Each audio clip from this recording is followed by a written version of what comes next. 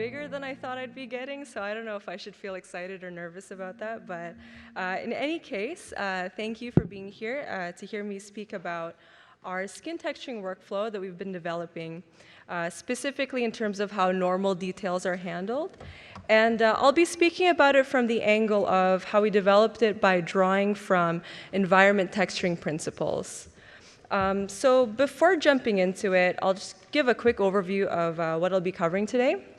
So I'll start off with a brief introduction, followed by a look at our previous skin texturing workflow, the steps involved in that, and some of the issues that raised. Then I'll explain how the heck an environment artist got involved with a skin texturing workflow for characters. After that, in developing this new workflow, it was really important that we understood what skin really looked like, especially in terms of common patterns and characteristics. So at this point, I would go over the steps that we did to try to understand human skin better, and the conclusions that resulted from that investigation. Afterwards, building from these observations, we designed this new skin texturing workflow, so I'll describe how that works and show some screenshots of our test results. And then finally, I'll close off by sharing the ways that we're trying to push this workflow even further, and then maybe answer some of your questions. So to start off, let me introduce myself. My name is Adelle Bueno, and I'm the Chief Environment Artist at Square Enix, headquarters in Tokyo.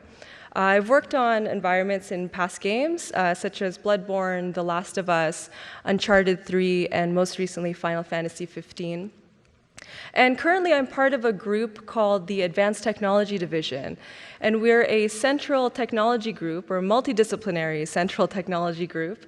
And at Square Enix, there's a bunch of different games that are being developed for several platforms using all different kinds of technologies. So at ATD, we're responsible for developing tools and pipelines and workflows for all these different games.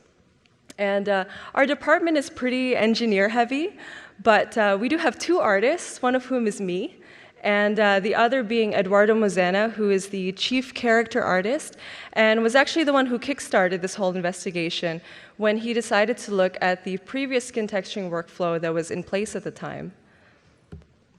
So this is where we started. This is Agni. She was created for a tech demo that was released about 4 years ago. And the method that was done to texture this character was basically that same workflow that was in place. So for normal details, that was basically handled by two maps. The map that did basically all of the heavy lifting was a sculpted custom one-to-one normal map. And this handled all the facial details from micro detail or tertiary detail, which is like tiny pores and micro wrinkles, all the way up to primary and secondary details, or macro details. So that includes folds, pockets of fat, large scars, basically the large forms that you'll see on the face. And because of the amount and range of detail that this map needed to cover, the resolutions for this one-to-one needed to be pretty big, so at least 2K, even 4K for cinematics, and in some special situations, even bigger than that. We also used a tiling micro detail map. Then this one was shared across all characters. And this was a lot smaller, and it was basically just a generic noise. And the purpose of this map was to add some texture, so to speak, to the skin. Basically, it's to break up that speck a bit. Now, there were a couple issues with this workflow, and there were two main ones that we identified. The first one, obviously, was the texture size. So a minimum 2K map just for a single character, just for a small part of a single character model, we thought was a bit much. But because this map had to handle really fine, tiny pore details, that resolution was necessary. But even still, even using 2K or even 4K resolution, we still weren't really happy with the results. Now, the second issue was with the micro detail map. So since we were using just a generic noise, it wasn't actually useful in terms of adding meaningful detail to the face model. But also, the pore types on faces differ so much on different parts of the face that we also couldn't get away with just choosing one actual pore type and then applying that uniformly throughout the face. However, we did notice one thing, and that was with the unique map, the custom map that was unique for each character. So if you ignored the micro details and just focused on the larger forms, the primary and secondary details, they could all actually be represented by much lower texture resolutions. So we could go all the way down to 1K, even 512 maps, which is significantly lower than what we're using. But of course, what about the tertiary details? And it was this need to represent this range of details on the same map, the need to display small details and wider forms at the same time, that was the root of all of our problems.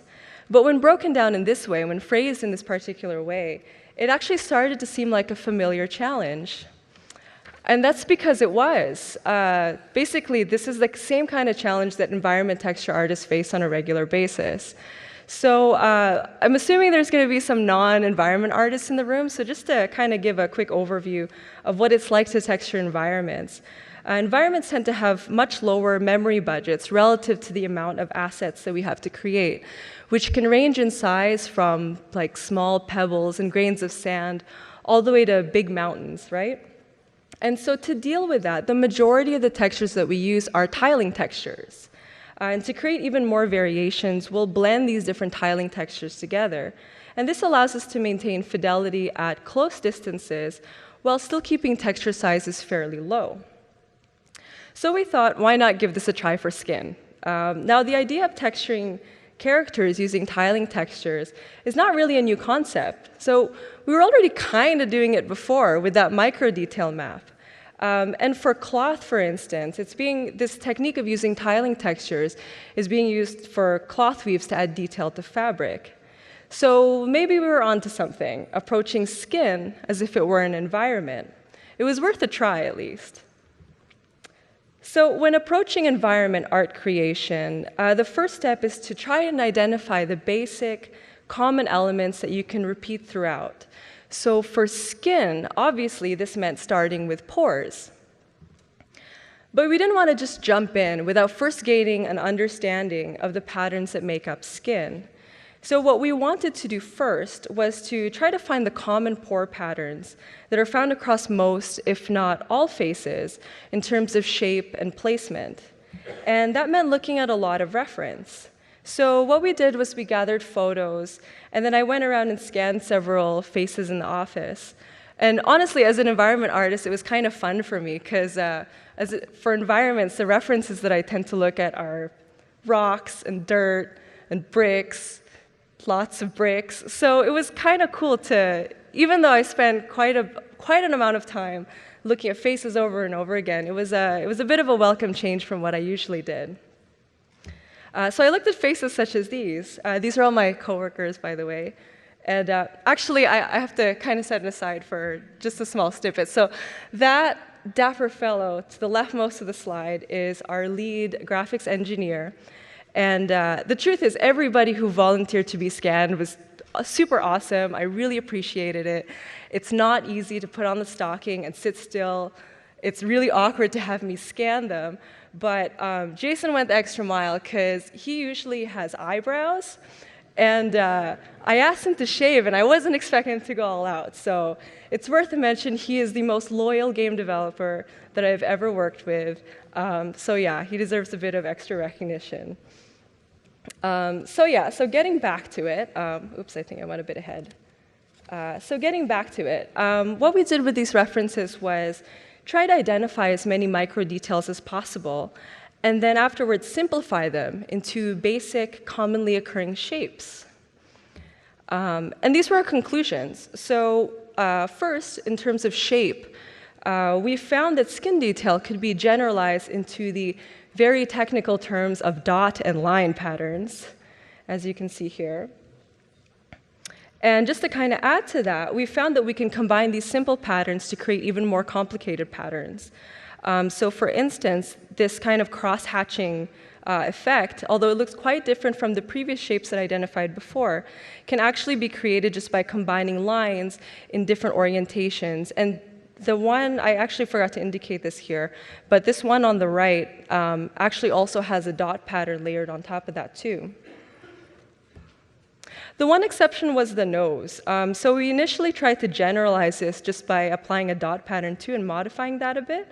But we found that nose pores are quite a unique shape on their own, and so that ended up becoming its own category. The second conclusion was regarding placement. So we found that certain kinds of patterns tend to be found in the same areas of the face across many different people.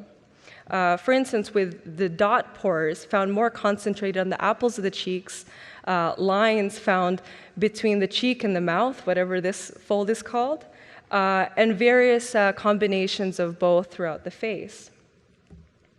So I actually went through each set of facial photos and categorized and color-coded as many variations as I could.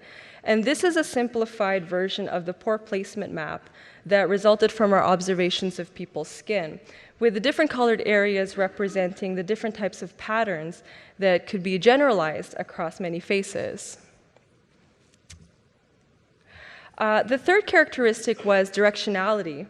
So we noticed that at neutral expression, certain areas of the face were stretched by default. And so initially, we identified many more basic pore patterns until we realized that some of them were actually the previous dot and line patterns I had mentioned before, just stretched. So for instance, this example right here looks quite different from that basic non-directional dot pattern that I identified before. And indeed, if you were to sculpt it, you would sculpt it quite differently than, let's say, you would sculpt the pores on the apples of the cheeks. But what this is still basically that same dot, that dot pore pattern, but just stretched along these directional lines. So we found that in general, pores on human skin tend to follow the same directional pattern across many different faces. So there are some variations to this as well, like for instance with age, a lot of these directional lines tend to be stronger to get that, again, technical term, droopiness in the face. But in general, you won't get a lot of variation from, or deviation from this, this directionality map. So armed with these observations, we set about to design an improved skin texturing workflow with the following goals in mind. So the first one was to reduce texture memory. I mean, this was the reason that we set out to redesign our previous workflow in the first place. And we aim to achieve that by either reducing texture resolution per map, sharing textures across multiple models, or if we were lucky, a combination of both. Second, we wanted to try to reduce texture authoring time. To be honest, this wasn't actually a main priority, but we wanted to make sure that whatever changes we made to the workflow didn't translate to more work for the artist. Even with these goals in mind, however, we still wanted to make sure that the quality of the micro details was actually better than what we were able to achieve before with our previous workflow. So we decided to evaluate this by two main factors. One, how good the details look up close compared to our previous workflow. And two, that we were able to accurately reflect the variation in detail that skin actually has. You know, we spent so much time looking at faces and investigating the characteristics of the face, so we really wanted to make sure to represent that as much as possible. So with that in mind, this is how we broke down the details for our new workflow. For the primary and secondary details, and that includes, again, large wrinkles, pockets of fat, scars, basically large forms that you can easily see on the face. That was all still sculpted. That was sculpted on a custom one-to-one map. The main difference was that we did not include the micro details, so no pores and nothing smaller than 0.5 centimeters. And so because of that, we could get all these details down to a 512, sometimes 1K if necessary, especially for hero characters. And because we didn't have to include all these micro details in the sculpt, we found that sculpting time was reduced in general across the artists who tested it by about 40%. And in the case of scans, we could just basically use the smooth scan data and bake that directly onto the low poly and use that as is. So this is an example of what a sculpt in this new workflow looks like. So you can see all the major forms are represented.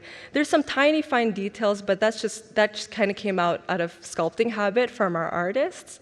And when baked onto a 512, all of the details that mattered, those were all preserved.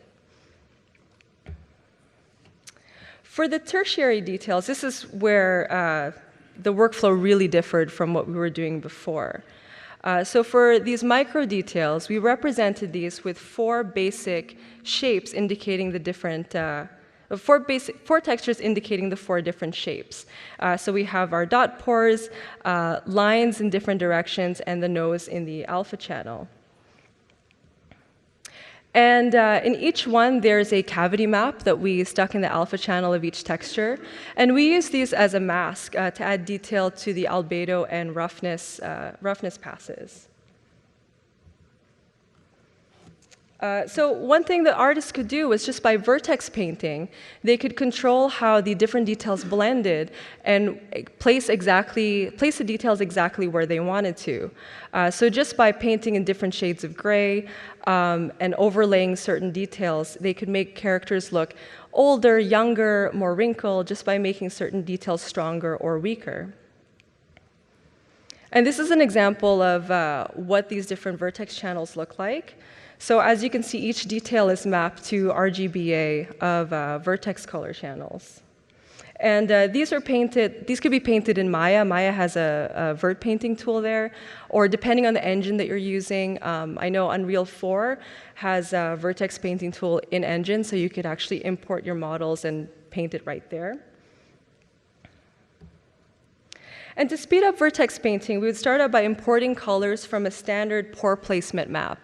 And we realized that we could do this because, as mentioned earlier, the same patterns tend to be found in the same areas of the face. So for NPCs, that was basically it. Like, we would load it from the standard map, and the resulting vertex color was used as is. But even for hero characters, it ended up being useful as a good jumping-off point for artists to do the rest of the work that they wanted to do. And that way, they wouldn't have to start from scratch every time.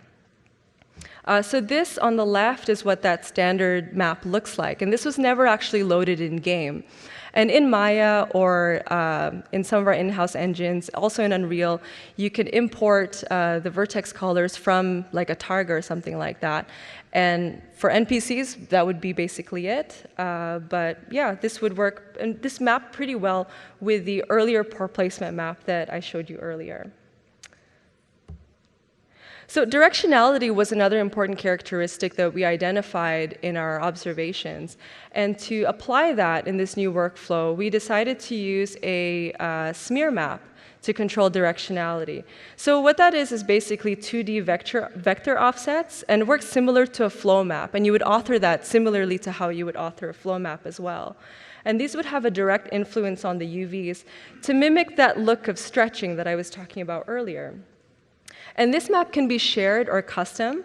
So depending on the character, for NPCs, we used a few standard smear maps. And I say a few because we had a couple, for instance, one for older characters and one for younger characters. But since in certain areas and for certain individuals, directionality and stretching can vary significantly between different models, we also wanted artists to have the option to create their own custom smear map for each character. So this, depending on if it was a hero character or an NPC, it could either be shared or a custom map. So I have a video for you guys, but I won't load it directly from here. At Square Enix, different teams use different engines, and we have this set up in in-house engines, but for this talk, we chose to do all of our examples in Unreal 4 for a couple of reasons.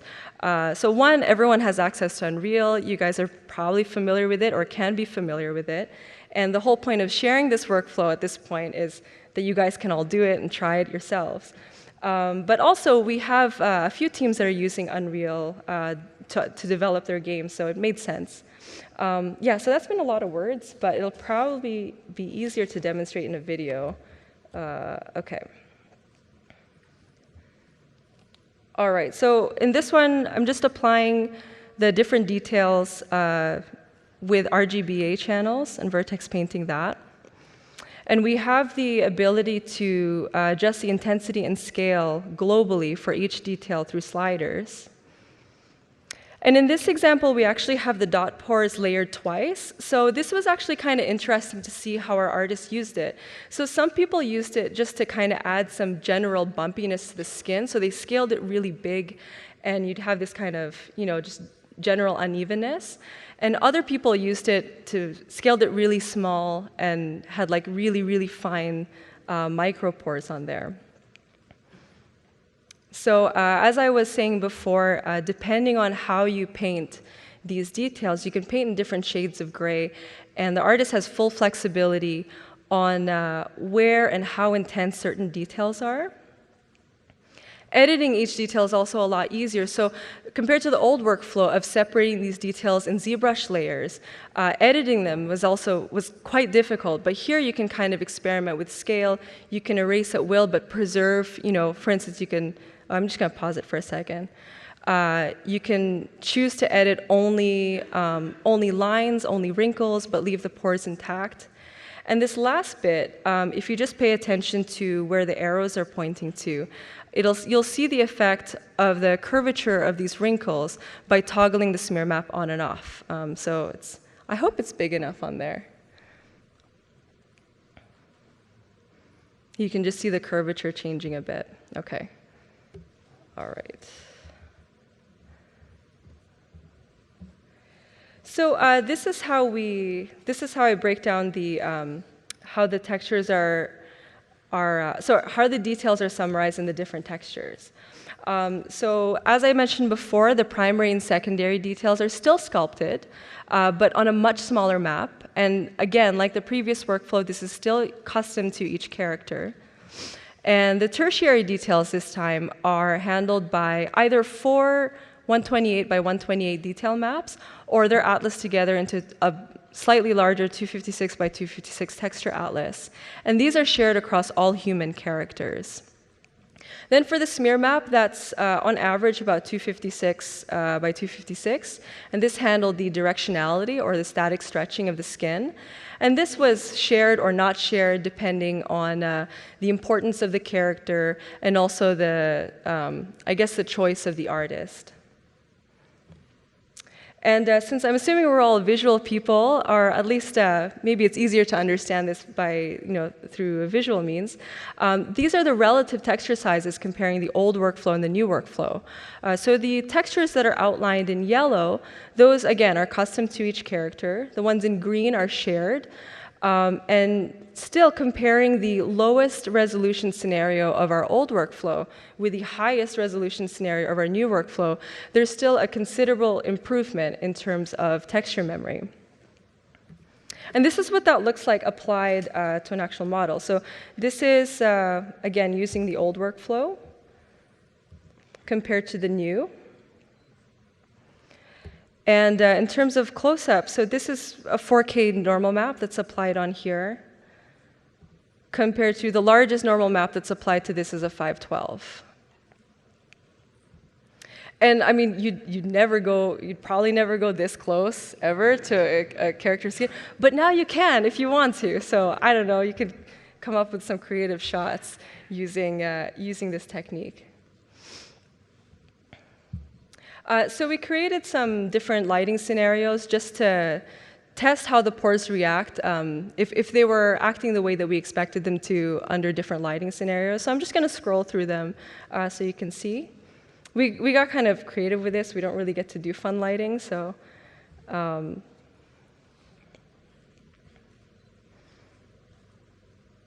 this one's my favorite one. It's kind of a Sin City sort of thing. It's quite different from Final Fantasy, so it was kind of interesting for us.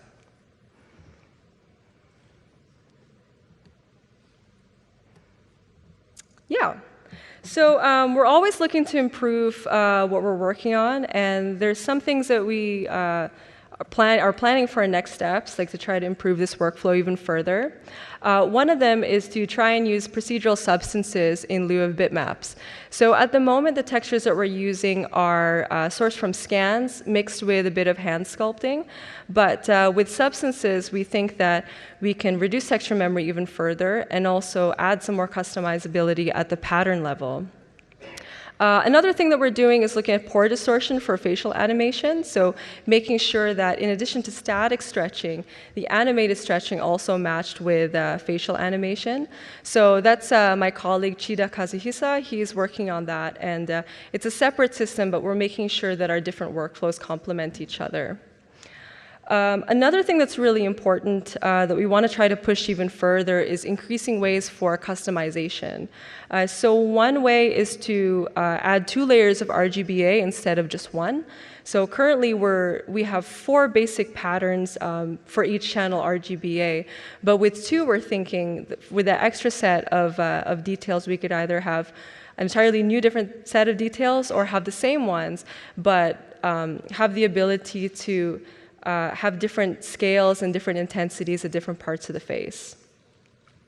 And lastly, one of the things we're looking into is allowing for optional masks to allow for decal application. So for instance, in the case of war paint. Yeah. Okay, and I don't know if there's a moral to GDC talks, but if there is, the moral to this story is that interdepartmental collaboration is good. So nowadays, skill sets are so specific and so defined and so specialized that we don't really get to talk to each other much. So for instance, in terms of character artists and environment artists, we have completely different workflows. We use the same software, but in completely different ways. And we don't really get this chance to work together in production. And that's a real shame because, for instance, in this case, the solution to one of the problems that one of our departments was having was already put in practice for a while. And the point is, inspiration can come from unlikely places, and no harm can ever come from just talking to each other more. So yay. Before finishing, I'd just like to give some special thanks to a bunch of people who helped significantly in developing this workflow. So first to Eduardo Mozena, who is the chief character artist and did all the art for this presentation and also co-developed this workflow with me. Also to Jason Lacroix and Chida Kazuhisa, who, in addition to being fabulous models, their faces are in the slides, they're also really helpful in providing feedback and advice. Ishii Haruya as well tested this workflow extensively and gave a lot of useful feedback. And the other names on here, Graham Murray, Hendrik Skubach, and Paul Chandler, are just some of the other models that I have in my slides and were kind enough to let me use their images. So yeah, I think we have time for questions, right? So if you've got any questions.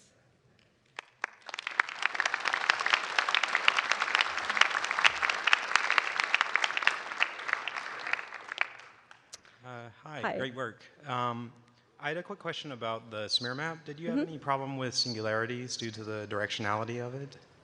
Sorry, pardon me? With the smear map, you said there was some 2D vectors on there. Did you have any problem with singularities occurring due to just it being... Not in our experience. I mean, like, to be fair, we only had a few artists test this workflow. And they would author smear maps, like, let's say in Mari. One of them, like, kind of hacked the Vertex paint functionality in Maya to try to create a smear map that way. I don't recommend it. But no problems in that way had ever really come up. So, yeah, I hope that answers your question. Thanks. Any other questions? Hi, nice, great talk. I kind of missed on when you were painting on the face, which application were you using? It's in-house or it's a ZBrush or? Oh, that's actually in Unreal 4. Oh. Using the Vertex paint tool in Unreal. Okay. So, I mean, I'm not saying that you need to use that. Oh, sorry, I guess the question was, like, what was the tool that I was using in that video? It depends on your own workflow. Like, it depends on your in-house engine. Like, not all engines have that in-engine Vertex paint capability. So in that case, you could use Maya, because Maya has that ability. But I thought it would just be easier to demonstrate in Unreal in this case. Hi. Hi. I think this system is really cool. And I have a question about the production on this. If these things in use on old man or man's skin, I think that would be perfect. But how do you treat this on some teenager or young girl's face? Would you still like use the same way? Because the young ladies maybe show the beauty of his skin, and how do you balance it? So the question was, I guess he understands how this workflow applies to men, but how would it work for prettier people, I guess. And the truth is, you can use it for women, smoother skin, and younger skin as well. Because even young skin also has pores. They're just a lot finer and less pronounced. So in this example, we used an older character with more pronounced details just so you could see it better. But it would still be the same workflow, just applied a lot more lightly, either the way that you paint it or through the global parameters, just kind of scaling that all down. Okay, thank you. Hi, this goes a little bit beyond the scope of the panel discussion, but I was wondering if you could provide any additional insights onto achieving more accurate subsurface scattering maps. I traditionally see them, they're more hand-painted and kind of artistic decisions, but I'd love to know if you've explored anything with facial tissue depths or achieving greater accuracy with actual real-life subsurface scattering on skin. So the question was about subsurface scattering, which again, for this presentation, we kind of focused more on just texturing and normal details. If you want, you can email me that question. I could try to forward it to somebody who might be looking at that right now. Oh, certainly. I sincerely appreciate that. Okay, thanks. Thank you so much. Anybody else? Yeah, we're good? Okay, all right, thanks. Oh, one more question? Could you use like a RGB mask instead of using a vertex color for your placement of? Yes, actually. So the question was if we can use an RGBA mask instead of vertex color. You absolutely could. The point with using vertex color was to reduce texture memory. Okay. So that's one of the things that we're trying to do now, like how to layer 2 RGBA instead of just adding more and more maps. Because the point is to try to like reduce texture memory as much as possible. But you totally could. Okay, thank you.